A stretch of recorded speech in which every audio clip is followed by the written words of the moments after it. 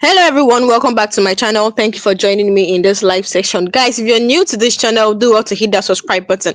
Yes, guys, I have a lot to expose to you guys in today's live section. Stay with me. I have a lot to unpack, guys. I have a lot to tell you guys. So, a lawyer Ejiofor, he has come out to expose so many things. He has come out to expose deep marginalization of the Igbos, guys.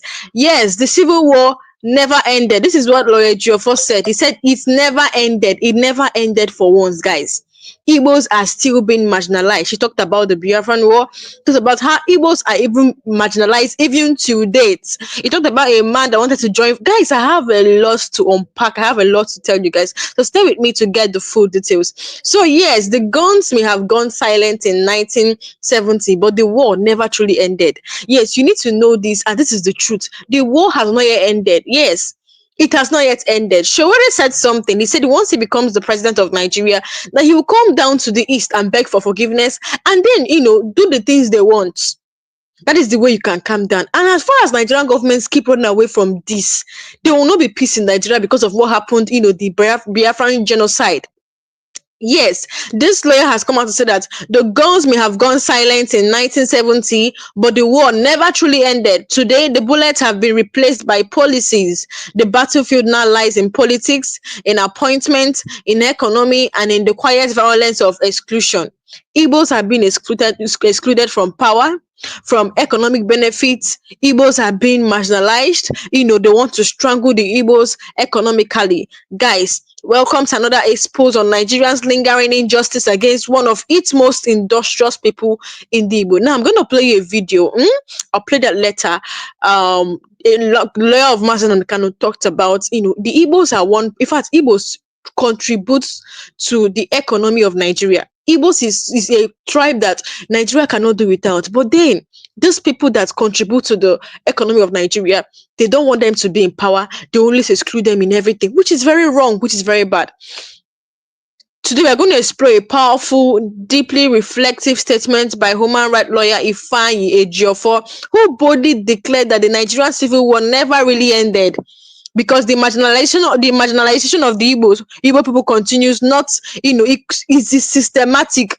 Yes, they are still, excluding Igbos from power. I'm going to play a video, guys. Stay tuned. Where the lawyer of Martin Kanu came out and said a lot of things, exposed many. In fact, this lawyer Ejiofor, Ifeanyi Ejiofor, talked about a police officer. I'm going to share you this story in this live section. So stay tuned, guys, to get the full gist. Now, let's take a step back. After 30 months of the civil war between 1967 and 1970, a war that claimed over 5 million Igbo lives, mostly civilians, the Nigerian government declared no victor, no vanquished, guys. But beneath this slogan was a cruel irony. The 20 pounds policy, guys, this was how wicked they treated the Igbos. This was how they persecuted the Igbos. The 20 pounds policy remained one of the most shameful betrayals of post-war reconciliation. No matter how much an Igbo person had in the bank before the war, be it 1,000 euro, be it 1,000 euro or 10,000 euro or 100,000 euro, they will hand just 20 euro to you. That was how bad it was. Then let's now come to the 1972 indigenation of decree, opening of economic investment to Nigeria, except the Igbos, already financially decremented by war, if we are effectively excluded from participating. According to Ejiofor, guys, this policy was not even random, but it was strategic tool to extend the punishment of war into peacetime. The battlefield moved the economy. Guys, let's talk about this thing. He shared a story of a police officer. I'm going to share this story with you guys. So he shared a story of this lawyer Ejiofor shared a story of a police officer, a top-ranking Igbo officer in Nigeria, Custom Service Duty Controller General BU. In fact, he mentioned his name. He said his name is Wafo. Now, this man is a top-ranking Igbo officer in Nigeria, a Custom Service Deputy, Comptrol General BU Wafo was reportedly the next in line to lead the agency. Yes, his credential, her services, unblemished, her track record, solid. Oh, he's even a woman. But instead of elevation, the presidency extended the tenure of the current CJ Adeniyi, a Yoruba man, extended it by 1 year. You can see effectively blocking Nwafo from ever rising to the top. Now, in case you don't understand what I said in that story, there was this woman, a top ranking Igbo officer in Nigeria. Yes, in custom service. Her name is Wafo. So it was her time to, to get to the top. It was her time to rise to the top. So what did it was her time. She passed her credentials. She has everything. Her service was there. Her track record was solid and everything. She has all the requirements, to get to the top. But what did the presidency do? This is how Igbos have been marginalized. This is how Igbos have been excluded from power. So it was not her turn. What did the presidency do? They now extended the tenure of the current CJ in custom, which is a Yoruba person. They increased it by 1 year, effectively blocking Wafo from ever rising to the top. This is not an isolated event. Ejiofor describes this as part of a deliberate and recurrent pattern where qualified Igbos are denied access to national leadership. Guys, CJN, who is he an Igbo person? When you go to IGP, is that person an Igbo person? You will not see any Igbo person in, in an active part in government, an active position in government. What they did to this woman, is not an isolated event. Ejiofor described this as part of a deliberate and recurrent pattern where qualified Igbos are denied access to national leadership. This message is clear. Your best is not enough, guys. This is how Igbos have been excluded from power. In over 63 years of Nigerians' independence, no Igbo has become president in Nigeria. Meanwhile, the North and the Southwest have, alternated power, even where it's just good luck. Who else? Is it not good luck? This is 63 years of, okay. No, this in over 63 years of Nigeria's independence, no Igbo has been president of Nigeria. I think it was only good luck. Yes. Meanwhile, the North and the Southwest has alternated power even when the Igbo support other regions. They met with suspicious rejection and manipulation. This is how they treat Igbos. When you go to the Senate House, how many are Igbos? I'm going to play you a video of, Maxwell, sorry, a lawyer of Mazi Nnamdi Kanu. He talked about how Igbos have been excluded from power. And guys, Igbo is one tribe that, contribute to this country's economy. I will continue to say this. Nigeria government cannot do without the Igbos, but then they want to, exclude them from power. Now, there was something that Dr. Abati said. Dr. Abati of Arise TV, he said something that I need to share with you guys. The former presidential spokesperson, Dr. Ruben Abati, recently said that the North would never support Peter Obi's proposal of one man's presidency because the Civil War never ended. Let me repeat myself. The presidential spokesperson, Dr. Ruben Abati of Arise TV, recently stated that the North would never support Peter Obi's proposal of one-term presidency because that Peter Obi said he's going to rule for 4 years, one-term presidency, that he doesn't want to rule for 8 years, which I'm like, oh, so if you're given the opportunity to rule Nigeria as an Igbo man, it's only 4 years you will come and rule and then you get out. It doesn't make sense.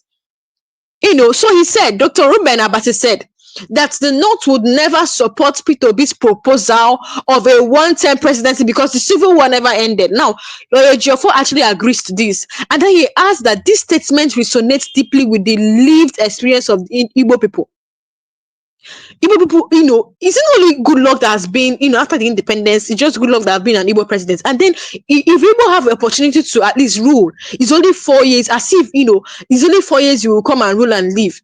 So Ejiofor does not stop at blaming the Nigerian state. He boldly turns inward, blaming Igbo's political, disunity for weakening the region's bargaining power. Many Igbo politicians today, he said, are too busy scrambling for crumbs, abandoning any united front in favor of short-term personal gains. See, at times I'll just blame Igbo politicians for all these things that is happening. At times, if you look at it on a second thought, I'll just blame them. How can Peter Obi only come out and say that he wants to rule for only 4 years? As an Igbo man, look at how the Igbos have been marginalized for how many years. There's no Igbo president, and then if you have opportunity, if Peter Obi wins, now it's only 4 years you come and rule, and then Hausa people will take over, Yoruba people will take over. Why the external wall closing? Internal betrayals weak the foundation. The consequences of all this is insecurity, anger, and rebellion. Ejiofor draws a straight line from political exclusion to rise in armed group in the southeast. When people are excluded for too long, he warns, the central cannot hold. Igbos have been excluded for so long.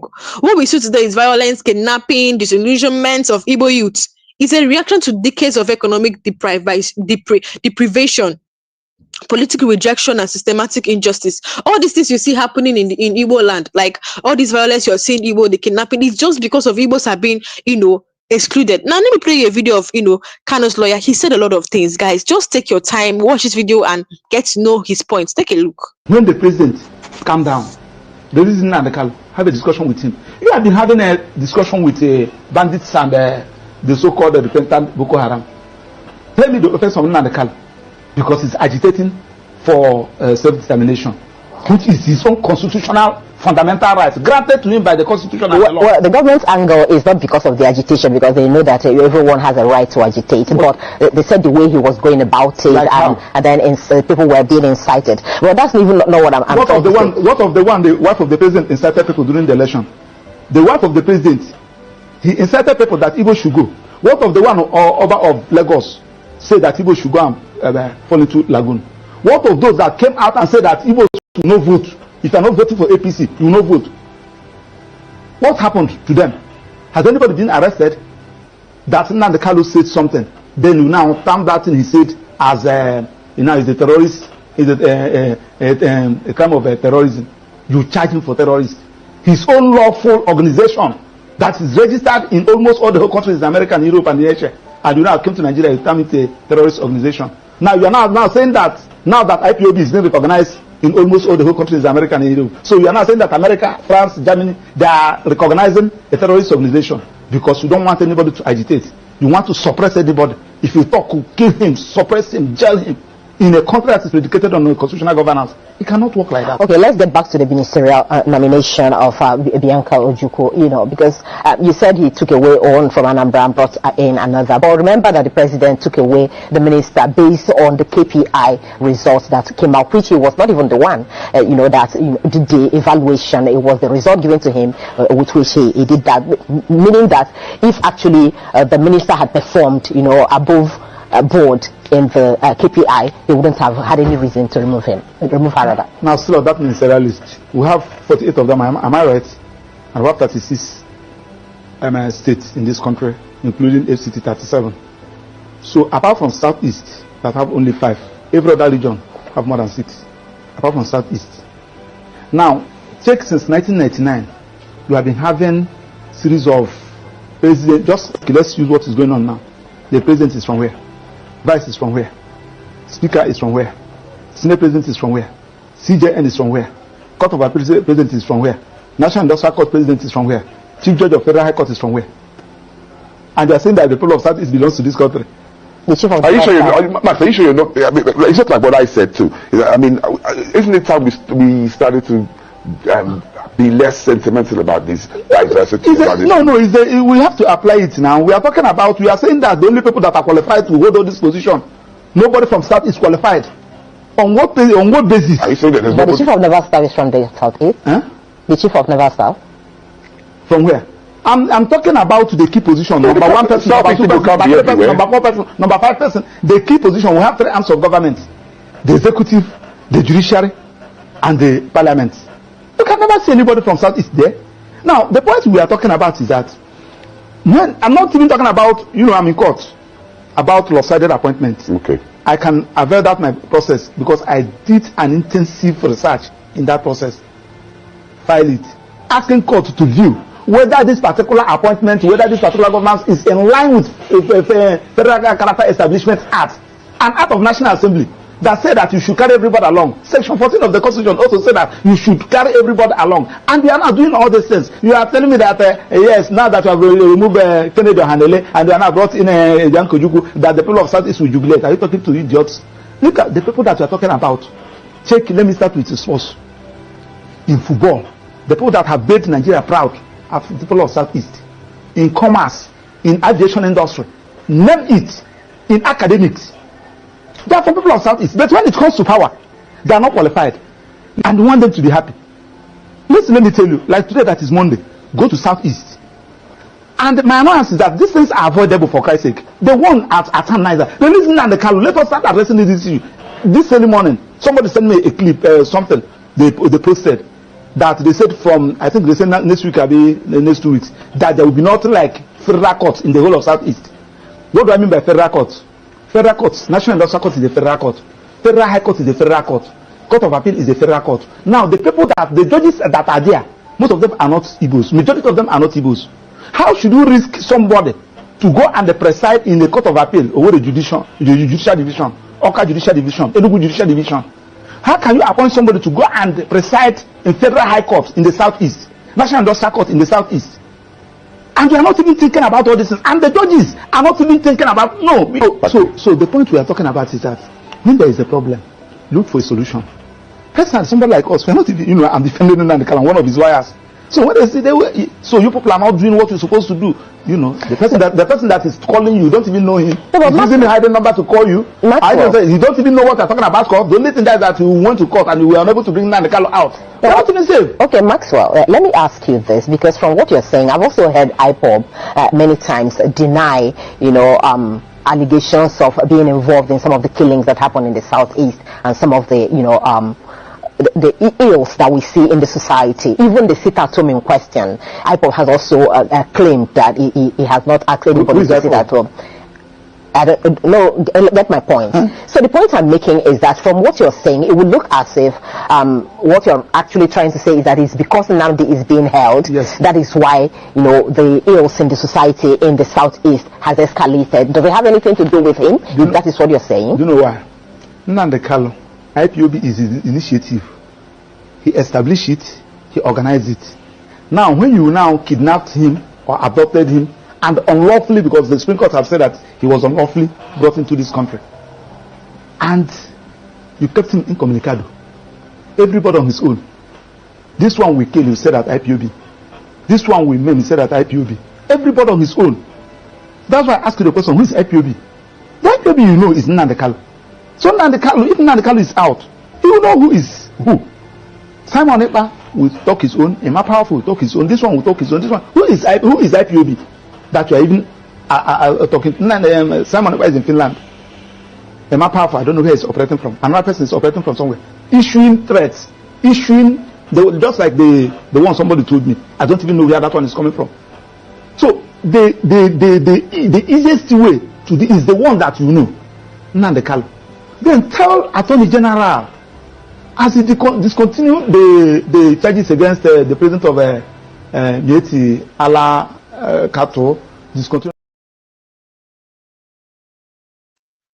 So guys, I'll continue that video. So stay tuned to get the full gist. So somebody said, I'm so tired of Africa's retardation. Now let me explain that. Yes, I'm even tired. Many of us are. Everybody's tired. But Africa's retardation didn't just happen on its own. It was caused by years of exploitation, bad leadership, and the silencing of people who speak the truth. Just like Kanu, that went to say the truth, they went after him. That's why we talk about marginalization. Igbos are being marginalized, not to complain at all, but to expose the roots of our problem so Africans can finally move on. So now, if you didn't get what, like I said, if you have anything to say, drop it out of the comment section. Let's talk about it. Like, if you don't understand what that, Kanu's lawyer was saying, let me briefly explain to you what this man was saying. See, let me now tell you that Igbos, one or the other, contributes. In fact, Igbos is one tribe that majorly contribute to Nigeria's economy, but at the same time, they don't want this put to get to power. Guys, you guys know what happened in the civil, before the war. They were using Igbo resources, but then they were, cutting them off from power, cutting them off from any active position in power, cutting them from every benefit. Imagine Igbo that contributes well. They pay their tax, they contribute to Nigeria's economy. There is no seaports in Igbo land. You can see how Igbos are being marginalized. They want to cut off Igbo. And then this tribe is saying that, okay, since you want to cut off us, let's now be on our own. They refuse. You don't want them to be on their own. You can't still do the right thing. Maxwell, Kanu's lawyer said, that when you come to Igbo land, who are the people that are making them proud? Even in JAM this year, who was the best scorer in JAM? An Igbo person. If you check in football, it is Igbos that are making Nigeria proud in one way or the other. But then still this same tribe, they are cutting them off. In education, Igbo land, you will see best students, they are there in Igbo land. Yes, the best scorer in JAMB in 2025 was an Igbo person. Look at how Nigeria, Igbo people are making Nigeria proud, but at the same time, they don't want them to be in power. Igbos are being marginalized. When you come to deputy presidents, when you come to senate, when you come to senate presidents, are they Igbo people? This is how they are cutting them. They don't want them to be in power, but you don't want them to go. This tribe is not asking for much. If you will not solve the root cause of this marginalization, if you will not solve the root cause of this agitation, then allow us to be on our own. You don't want to help us, then allow us to be on our own, to be independent. Allow us to stay on our own. They refuse. They went and detained the leader, and they are calling them terrorists. So guys, you can see, what is their crime? Did they just wake up one morning to start dictating? Everybody sees Igbo people as a criminal. Everybody sees them as, because of how they are being marginalized. Look at this tribe called Igbo. In fact, this Igbo tribe is one tribe I know that have endured a lot. Guys, when Igbos were massacred in 1967 to 1970, guys, did they revenge? Even to date, they never revenged. Igbo people are peaceful people. I will continue to say it. They don't want trouble, they don't want violence. Even after everything happened to them, guys, they never revenged. What they did was to ask for their own, since you're killing us, let us now go. Let's do on our own. They never revenge. But if this thing was Hausa, if this thing was an Hausa, if they did this thing to an Hausa, if they did this thing to Hausa people, hey, it's going to turn to in fact, the war will last for years. If this thing they did to the Igbos, I mean the Biafran genocide, if it was Hausa people, guys, you don't need to even, you already know what will happen. Just that, the 16 northerners by in Edo states, guys, you saw how that month was, everybody, every Hausa person was coming out to come and threaten everybody, trying to turn it to a Christian war. But look at how Igbos, 5 million of them, by 5 million Igbo people, on that Biafran genocide, Igbos were quiet, even till date. The only thing they came to say is, since you're killing us, you don't want us to be in power, you don't want to help us, you want to strangle us economically, let's be on our own. Guys, because we said let's be on our own, it became a problem in Nigeria. Even till date, even after happening the Civil War, I thought Igbos would be treated like, will be pampered, but still, they're still fighting them, they're still treating them like class citizens. How can go on tell you that he killed, or come out to say that he killed the Igbos to unite Nigeria? Is it something good in the air? Does that even make sense at all? So Igbos are not part of Nigeria. Since Igbo is not part of Nigeria, where can't you let them to go? How can you be killing the Igbos and uniting Nigeria?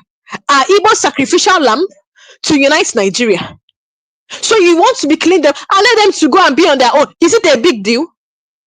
So you can see that what this man said, Ejiofor, that the Civil War never ended. The weapons might have ended. Even currently now, you guys know anybody that go out to protest about, Biafra, the agitation, they go ahead and arrest them. There are so many youth that have lost their life because of agitation. The weapons might have ended, but then the Civil War has never ended. It has never ended. It has never ended. Igbos have been excluded from power. The national security exclusion. Look at the structure of Nigerian security architecture. The chief of army staff, is it from where? The chief of air staff, is it from where? DSS DG, is it from where? NSA, is it from where? IGP Oga, is it from where? NIA, is it from where? You can barely, in fact, you can never see an Igbo man in that position. Really, if you ever you cannot see an Igbo man. This is not by coincidence, this is design. They designed this just to exclude Igbo from power. Just to, Shawere came out and say, I can never forget that. He said that even when he was small, those days, his parents would tell them that, Nigeria has an Igbo problem. They don't want an Igbo man to be in power. They don't want an Igbo man to be in power. The strategic denial of economic position. The Southeast has almost never headed strategic economic agencies like the NNPC, CBN, or FRS. Even when professionals from the region excel, look at when you come to Igbo, you will see smart men that can handle these positions, but then they will still take it and give to people that don't even know anything about it. The Southeast has almost never headed strategic economic agencies like the NMPC, the CBN, the FIRS. Even when professionals from the region excel, they are moved, they have moved sideways or overlooked entirely. When you come to Nigerian military position, Igbo officers in the military often hit an invisible ceiling, promoted up to a point that then they stagnated. Ejiofor's rank tap into decades of quiet frustration within the military rank. What about the ethnic bargaining chips versus unity? Other regions negotiate collectively and benefit strategically, did not present a united front. You can imagine, what's their name? There was this soldier that came out. There was this soldier that came out, that said that he was exposing things going on in the military. Yes, he's and even in DSS. He said, how can DSS leave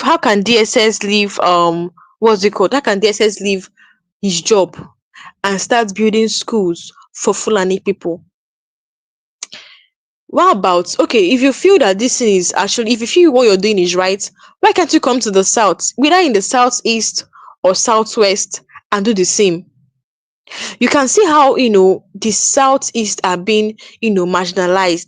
They exclude them from different benefits. They treat them like last class citizens. Like the way they treat Igbos. And these Igbo people, they contribute to the economy. That's one thing. But still, they treat them like as if they are not part of this country called Nigeria. Okay, since you don't want them to be part of this country, why can't you allow them to be on their own? Why can't you allow them to be on their own? No federal projects, no federal presence. The federal government physically and developmentally footprints east is minimal. The youth have been abandoned. The youth have been abandoned. High unemployment. Although the unemployment is everywhere, but when you come to the east, here is more. Poor infrastructure and weak political support make many Igbo youths vulnerable to indoctrination by violence movements. They will say Igbos are criminals. What is going on here in the Igbo land? The rate at which they neglect Igbos is actually alarming. Like, it's no longer funny. It's no longer funny. What this man said, that the civil war has not yet ended, is true. Somebody says something. Let's look at it. This person said, because Igbos always want somebody things come their own. I don't understand what this person is saying. I would love if you rephrase this. I don't understand what you're saying. So what I'm trying to say that the civil war has not ended. The civil war never ended. The weapons might have ended, the guns might have ended, but you see that war, it has never ended until Nigerian government do the right thing. And somebody said that this country would never get better until Nigerian government do the right thing, because of what happened in the civil war in 1967, how they buyed many people. No Eastern military head since 1966. Since the assassination of General Aguiyi Ironsi in 1966, not one Igbo has headed the Nigerian military. That's almost 60 years of exclusion from the country's most sensitive and powerful institution. When you come to the NIC, NMPC, and CBN pattern, Ejiofor could have mentioned how appointment to NIC, that's the immigration, MPC, and central bank over years follows an unofficial but consistent exclusion policy, always rotating among the north and southwest, never the southeast. Never the southeast. This person that is saying that I'm misinformed, is it that you don't know that Igbos have been marginalized? or you don't know that, you don't know what's going on here in the southeast. How many Igbo presidents have Nigeria had? For how many years now? For how many years? And this fact that Peter Obi said that if he eventually becomes the president of Nigeria, that he was going to rule for only 4 years. He's stating it. He's not joking. He's not joking. Igbos are actually saying, we cannot. At times, you just blame these Igbo politicians. Did you sign any agreements with these northerners for you to last for, rule for 4 years? How can you eventually, for long now, Igbos have been excluded from power, and then you have the opportunity to be there at least to rule very well and make things okay. And you're already saying it's 4 years that you want to rule, and then you leave. Igbos are beginning to blame their politicians because they don't even know, they don't understand. How many years did Buhari lead us? Even we don't even know if Buhari was alive or not. We did not know, because you know what Mazdan Khan has been saying for so long, that we should be asking ourselves who ruled us for 8 years, that it was not Buhari, that Buhari died long time ago. How many years did he rule us? 8 years. And as it stands, it's like Tinubu is even planning to rule us for an extra 4 years. How many 1 year into his term, people are already suffering, dying, like the rate of which kidnapping, got at maximum, the rate at which insecurity, skyrocketed so much. And he's planning to come out for another term. Because why not? Right now we are seeing his campaign. People are already started. There's this video I came across. People are making food stuff, putting his picture as campaign, already campaigning for Tinubu in 2025, while all these things are going on. So you can see, and then, if Peter B has the opportunity to come and rule us, guys, what do you think about this thing Peter B said by, he's going to rule for 4 years? What do you think about it? Because I'm beginning to blame all these Igbo politicians, because they don't even understand that Igbos have been marginalized, they are being excluded from power, and then you have the opportunity to rule us for, for as president, and then you're already saying in 2025 that you come out and rule for 4 years and then you go. Is that an agreement or what? Is that an agreement or what? The Southeast governors lack, I don't even know what to call these people. Compare the Southeast governors film to the Northern governors film and the Southwest Dawn Commission. The Igbo governors rarely have a united voice and often betray collective interest for personal political favors. The marginalization of insecurity. No federal military bases in the east. The Nigerian army has no major military base or command headquarters in the entire southeast. In contrast to the north host several, the north hosts several. Why? Because the region is seen more as a threat than a pattern.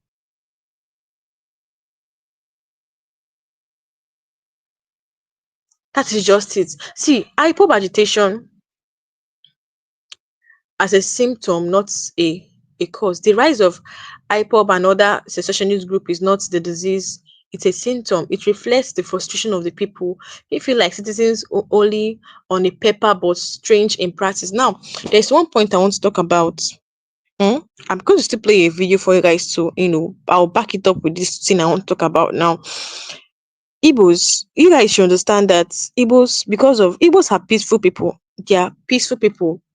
But something happened. That was why they started ask. People see them as, people that want to divide the country.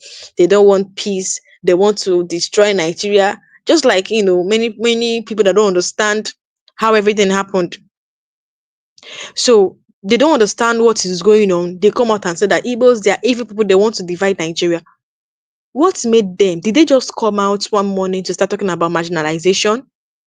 Something made them, something forced them, to come and start agitating. With Maxwell, Kano's lawyer said, why don't you address this root cause? See, it is actually very sure that, Igbos are deliberately ignored, excluded, deliberately. When Ojuku's wife, Bianca, became a senator, I think she's in foreign affairs or something, international relations, something. I think that's her part. So people were like, oh, Tinubu will be like, at least an Igbo person has become a senator, so Igbos should jubilate. Are Igbos fools? Eh? Because you brought a Bianco, how many of them are? How many Igbo person would you see as senators there? Upon how many senators we have in Nigeria? How many people are Igbo? The ministers, how many? And is there any active position? If you know any active position in government, please let me know there are Igbo people. I mean key positions. Key positions. How many of them are Igbo people there? IGP, is he an Igbo man? EFCC DG, is he an Igbo man? All these people, you will not see an Igbo person there. So you can see how Igbos are being marginalized. And then that is why Igbos are saying they want to be on their own. They don't want problem. They came out to say they want to be on their own. Then, one thing I love about the Igbos is that they are peaceful people. Even after what happened in the Civil War, but still, they don't want to cause violence. They are still saying, please, we don't want problem. Since you won't do the right thing, just let us stay on our own. Let's stay on our own. We believe we'll do better. See, Igbos, they actually have equal rights. Yes, they are Nigerians as well. So why are they treated like as if they are, foreigners? Why are they treated like class citizens even in their own country? Now, if you have not come across this video, like I said, I will continue that video so that you can get what Kano's lawyer said. You can get everything, the full details of what he said. Take a look at this video. When the president calm down, the reason and have a discussion with him. You have been having a discussion with bandits and the so-called repentant Boko Haram. Tell me the offense of Nnamdi, because he's agitating for self-determination, which is his own constitutional fundamental rights granted to him by the Constitution and the law. Well, the government's angle is not because of the agitation, because they know that everyone has a right to agitate. But they said the way he was going about it, like and then people were being incited. Well, that's even not what I'm What of the wife of the president incited people during the election? The wife of the president, he incited people that Igbo should go. What of the one Oba of Lagos said that Igbo should go and fall into lagoon? What of those that came out and said that Igbos will not vote? If you are not voting for APC, you will not vote. What happened to them? Has anybody been arrested? That Nnamdi said something. Then you now term that thing he said as is a terrorist, is a crime of terrorism. You charge him for terrorism. His own lawful organization that is registered in almost all the whole countries in America and Europe and Asia, and you now came to Nigeria, you term it a terrorist organization. Now you are now saying that now that IPOB is being recognized in almost all the whole countries in America and Europe. So you are now saying that America, France, Germany, they are recognizing a terrorist organization because you don't want anybody to agitate. You want to suppress anybody. If you talk, kill him, suppress him, jail him.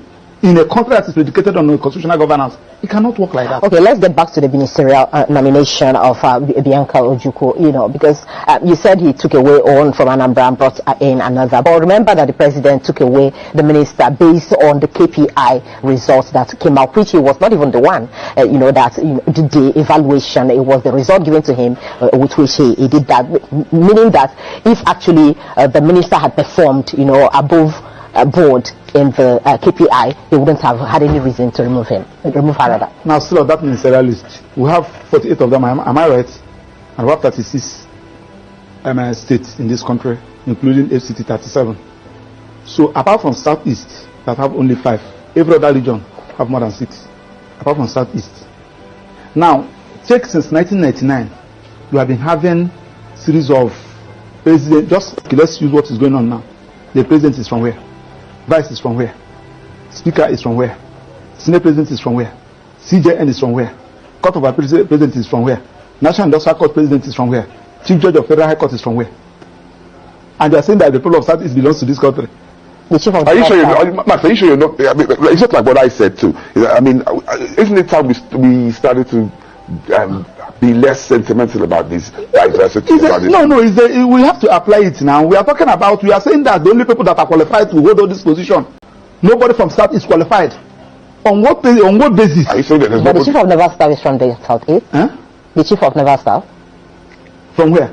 I'm talking about the key position. Number 1 person, number 2 person, number 3 person, number 4 person, number 5 person. The key position. We have 3 arms of government: the executive, the judiciary, and the parliament. can never see anybody from Southeast there. Now, the point we are talking about is that when I'm not even talking about, I'm in court about lopsided appointments. Okay. I can avail that my process because I did an intensive research in that process. File it, asking court to view whether this particular appointment, whether this particular governance is in line with Federal Character Establishment Act, an act of National Assembly that said that you should carry everybody along. Section 14 of the Constitution also said that you should carry everybody along. And we are not doing all these things. You are telling me that, yes, now that you have removed Kennedy Ohanele and you are now brought in Ifeanyi Ejiofor, that the people of Southeast will jubilate. Are you talking to idiots? Look at the people that you are talking about. Let me start with the source.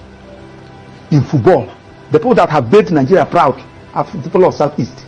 In commerce, in aviation industry, name it. In academics, they are from people of Southeast. But when it comes to power, they are not qualified. And we want them to be happy. Listen, let me tell you, like today that is Monday, go to Southeast. And my annoyance is that these things are avoidable for Christ's sake. They won at neither. They listen and the Kalu. Let us start addressing this issue. This early morning, somebody sent me a clip, something they posted that they said from, I think they said next week, maybe the next 2 weeks, that there will be nothing like federal courts in the whole of Southeast. What do I mean by federal courts? Federal courts, National Industrial Court is a federal court. Federal High Court is a federal court. Court of Appeal is a federal court. Now, the judges that are there, most of them are not Igbos. Majority of them are not Igbos. How should you risk somebody to go and preside in the Court of Appeal over the judicial division, Oka Judicial Division, Enugu Judicial Division? How can you appoint somebody to go and preside in Federal High Court in the Southeast, National Industrial Court in the Southeast?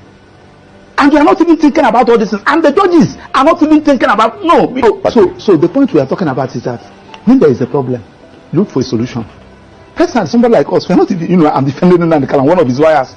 So when they say so you people are not doing what you're supposed to do, the person that is calling you, don't even know him. He's using a hidden number to call you. You don't even know what they're talking about. The only thing that is that you went to court and you were unable to bring Nnamdi out.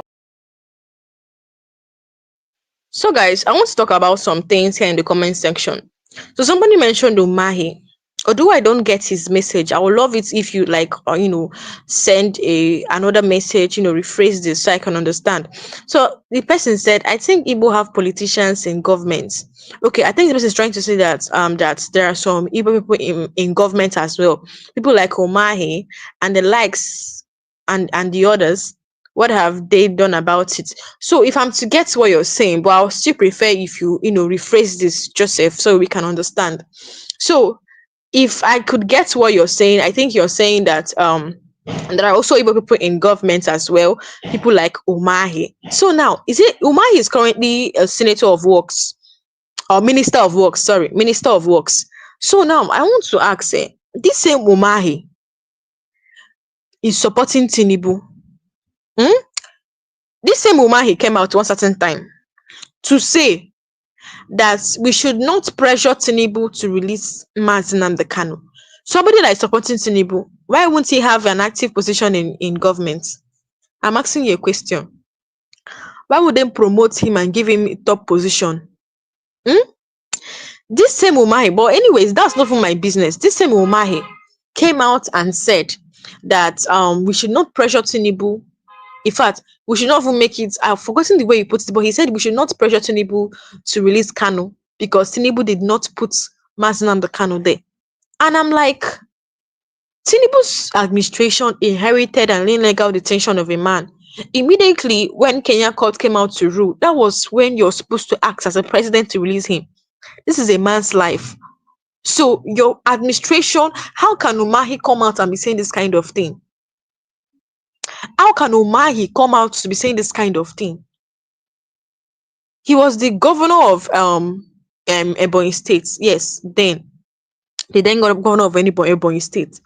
And then currently he's the Minister of Works.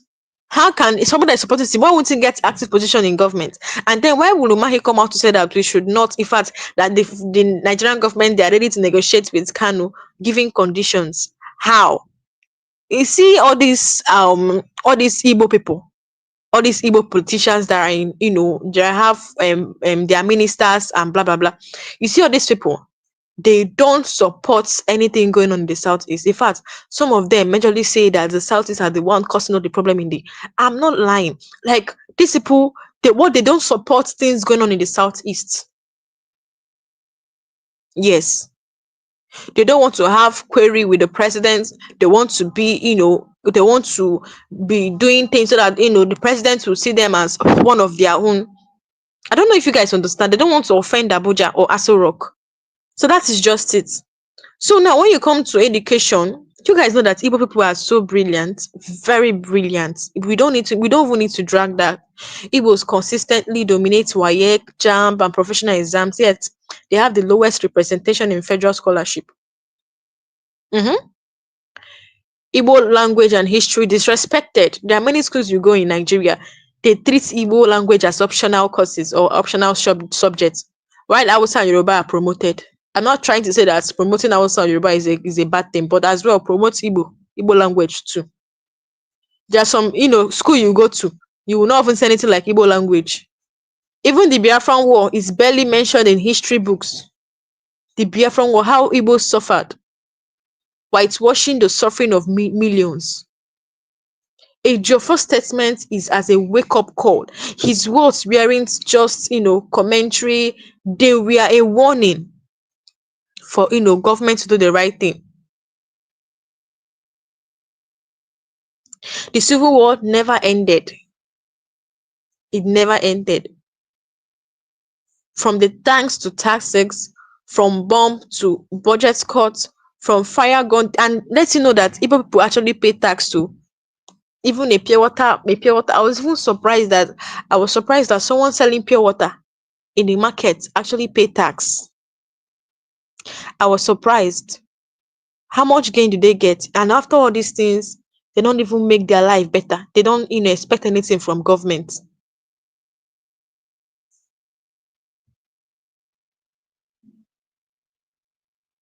Somebody said, Ezekwesili, that was the Minister of Education then, part of people that removed history from secondary school.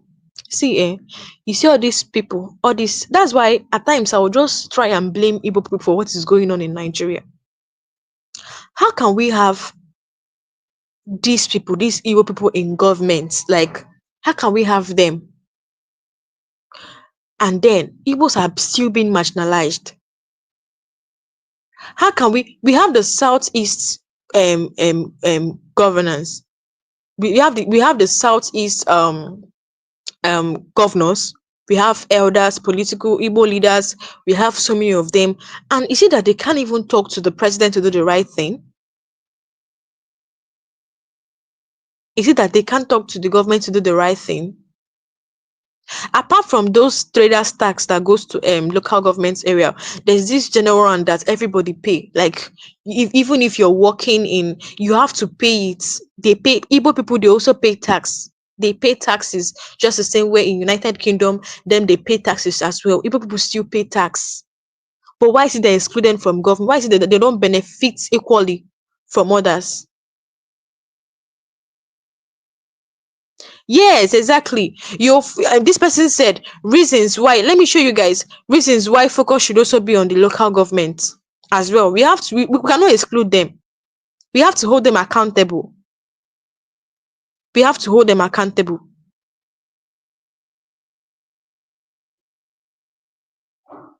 We have to hold them accountable. A lot of things is going on in the east. And do you know the worst thing? Do you know the thing? Even after all this thing is going on, they are not saying anything. They are not, Igbos are just quiet looking. Quiet. If this thing is going, if somebody said something, a soldier, let me talk about this. Even when it comes to the release of Mazen and the Kano, for how many years now, everybody knows that that man is innocent. But still, Igbo people are still calm on it. There's something still doing sit at home, feeling that sit at home is going to release that man. Nigerian government has concluded that this man will never be released. No matter how judges they change, if like they say change 20 judges, they will never release that man because it's only when Igbos act. There was something an ex-soldier said. Take a look. Let me just play a clip of this video so that you can see for yourself what this ex-soldier said. Take a look. Yeah. Hello, Nigerians. They are trying to silence me, but with God, they failed to silence me. I want to analyze something concerning the arrest of Mazi Nnamdi Kanu. Everybody is just talking here and there about Nnamdi Kanu. But what is keeping Nnamdi Kanu in the prison today is saboteurs. Because of the saboteurs, some selfish people that will make the good movement of this nation, that will make the betterment of this nation not to appear to the people of this nation. Nnamdi Kanu is a freedom fighter. You see that how Nigerian leadership are turning this country upside down. That every human being or the citizen of this country, they are not getting it right. You see that hospital, you are not well treated. You see that in police station, your case are not be well taken care of. Security everywhere. There is no security. He decided to say no, and he know the history, and he decided, let me get my own country, Biafra. And the history of Biafra, he met that history that a lot of indigenous people of Biafra, they are fighting for this country called Biafra for a very long time before he was born. And he stood up. A saboteurs in the east. The people holding Nnamdi Kanu in Nigeria today, in the prison today, is not the government, it's not the president. How can the president hold Nnamdi Kanu when all the whole charges against him is not guilty to it? The people holding Nnamdi Kanu in this country today is the leadership, the leaders in the east, the governors. Let me measure. I am not afraid of anything. The governor of Enugu, your hand there for Nnamdi Kanu. The governor of Anambra, your hand there for Nnamdi Kanu. Hope Uzodinma, your hand there for Nnamdi Kanu detention. The governor of Abia State, your hand there for Nnamdi Kanu detention. Wike, your hand there for Nnamdi Kanu detention. Now.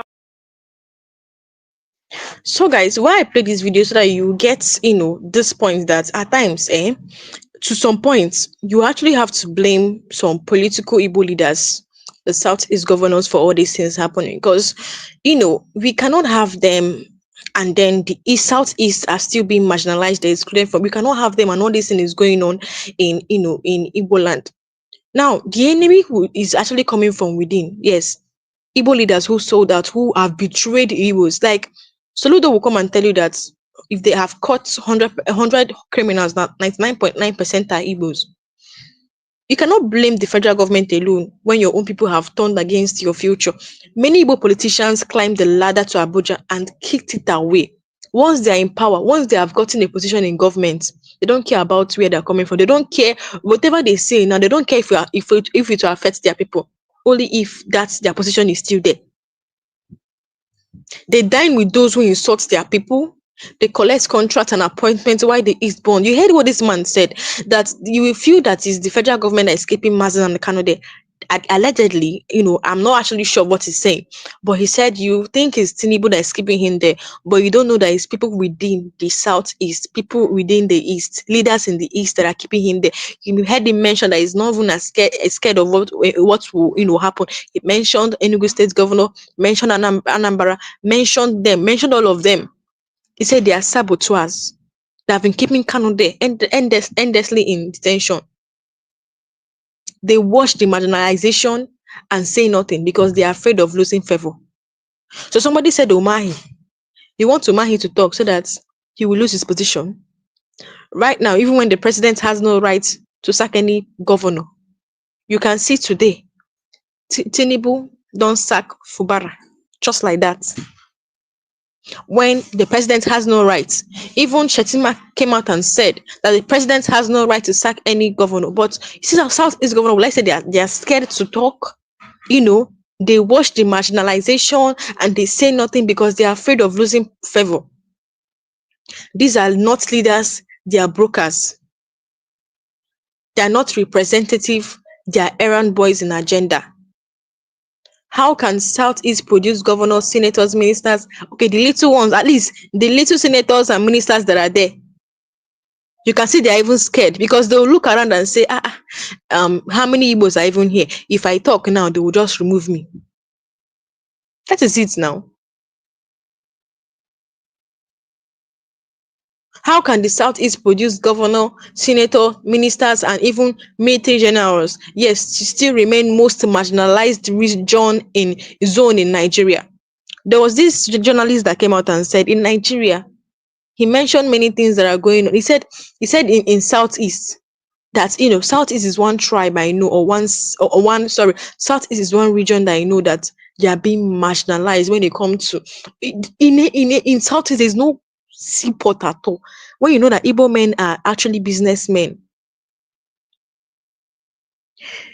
how can we have all these poor ministers in the Southeast, in Igbo land, but still they just remain they watch region marginalized and then they say nothing? What exactly are these people doing in power?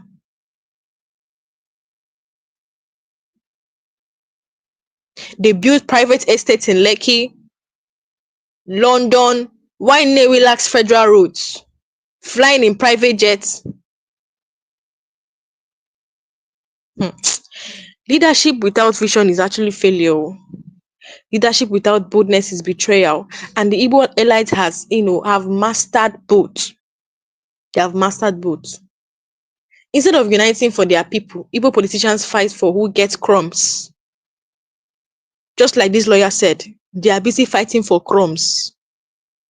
That is what they are busy doing. For their northern and western masters, they prioritize PDP, APC, LP, but never IPOB, never collective future of Igbo.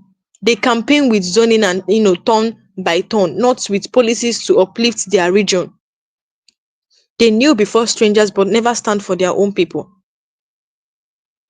May God help Igbo. And with all these things happening, Igbos are still calm, looking, still calling for self-determination, peacefully, peacefully, peacefully. Even after the Civil War, that even with that point alone, with what happened in the Civil War, by rights, they are supposed to be violent, but then they are still calm, asking for self-determination. Peacefully, they went after them, called them terrorists. Anybody from Igbo land now, they see them as criminals because they're asking for self-determination. Is self-determination a crime? Where were the Southeast governors when soldiers danced Python dance on Igbo soil? This is a question I want to ask. You guys know the Python dance. You know how many, in fact, I don't even need to start talking about the massacre that happened that period. Where were the Southeast governors when soldiers danced Python dance on Igbo soil? Where were the senators when Mazda Kano was adopted, tortured and detained even till now? What are they doing about it? Where were the reps when federal appointments excluded Igbo names completely? Ejiofor, the lawyer Ejiofor, shared a story of a woman who was next. In fact, according to him, she said she was the next to take over a particular position. An Igbo woman. What did the presidency do? They had to extend. The one that was current in that position. They had to extend, the person's tenure, and it was a Yoruba person. Just for it to block her from taking over. She was the person rightful that would take up that position. What did they do? They extended it because she's an Igbo woman. They don't want her to be there. That's to tell you how Igbos are excluded. So we are the reps when federal appointment excluded Igbo names completely. At times I wonder what all these senators what ministers. Somebody said is ministers, not senator. Oh, what are they even doing there? What is their work? You're there and people are suffering. People are dying. So what is the need? Why are you there? You ending of the month, you pack billions and go to your house. A man said, in fact, a man said boldly, he came out and was crying because just that you feel that this thing is this insecurity going on in Nigeria is a normal thing. It's painful because it have not reached your side. People are dying. How can people be dying of hunger, of bad guys, and senators are there packing salary every month? If you cannot do the right thing, why? Because it's better. The man said it's better these people are in their house than they are here and all these things are happening. It's better we don't have them at all and all these things. What are they even doing? So, like I was saying, we were the reps when the federal appointment excluded Igbo names completely. They were quiet. They were calculating their political future. The only thing they know is their political future. They are hoping to be picked as VPs or handed ministerial slots. Yes, now if you talk, if you talk, you're not getting any position. No. Why the people they are supposed to, represent were being humiliated? Some of these same leaders have quietly worked against any strong movement for Igbo unity. They sabotaged Eastern Regional Cooperation. They reject calls for a joint Southeast Economic Commission. See, there was something that the governor of Anambra State did that it broke my heart. How can he go to UK to say that if they caught 100 criminals, and 99.9% are Igbos? See, let us not, you cannot just criminalize every crime going on to one particular tribe. You cannot just generalize it to one particular tribe or labeling it to one particular tribe. Edo people commit crime. Yoruba commits crime. Igbo as well. I cannot stand. Igbos commit crime. Igbos commit crime, I'm very sure. Every tribe, they commit crime. Outside, they commit crime as well. You cannot come and label everything on Igbo people. Why? How can a Southeast governor be doing this kind of thing? So you're going to the UK. You see why at times you see why international voices are silent when it comes to Igbo marginalization, and then when it comes to Martin and Kano's case. These people make it feel like Igbos are, terrorists. Than 99.9%. You would have just said everybody, because 99.9% is actually all. Is everything are criminals, meaning that everybody in the Igbo, in Southeast are also criminals. It broke my heart. I didn't expect it from a Southeast governor. I didn't expect it from him at all. Okay, if they are criminals, we have the opportunity. When you go to Anambra State, kidnapping is high, very high. I came across a video of a Funani man actually in the bush. They caught them. They asked them what they are doing. They said their leader is in Oka. That what they do is kidnapping here. They caught them in the bush. I came across the video on Twitter. So you can see them, they will kidnap and then they will call Igbo. Some of these same leaders have quietly worked against any strong movements for Igbo unity. They sabotage Eastern Regional Economic Commission. They see IPOB as a threat. How can they say that East, even when DSS came to testify against Kanu, they asked him, how do you see the East? They said, Igbos are, the Southeast is on fire, this, that. May God have mercy on, us in this country, because the way Igbos are being treated, even after the Civil War, a tribe that is supposed to be pampered because of what happened in the Civil War. That's why this man said, Ejiofor said, that the Civil War has never ended for once. It never ended. Many of these leaders are between 60 to 80 years. They actually witnessed the war. They know the pain. Many of these leaders in Igbo land, they are between 60 to 80 years. They witnessed the war. They know the pain Igbos passed through, yet they choose comfort over courage. They saw the 20 euro policy, whether you had billions in your account. They saw the rejection of Igbo banks and businesses, yet they refused to build back what was lost. They will retire rich, but history will remember them as a generation that refused to rebuild Igbo land. See, if we are to fight marginalization, we must first hold our own accountable first. No more worshiping failed politicians, no more celebrating all these fake people. No more allowing leaders to speak for us when they won't fight for us. The real oppressors wear suits and speak Igbo, but kneel in Abuja.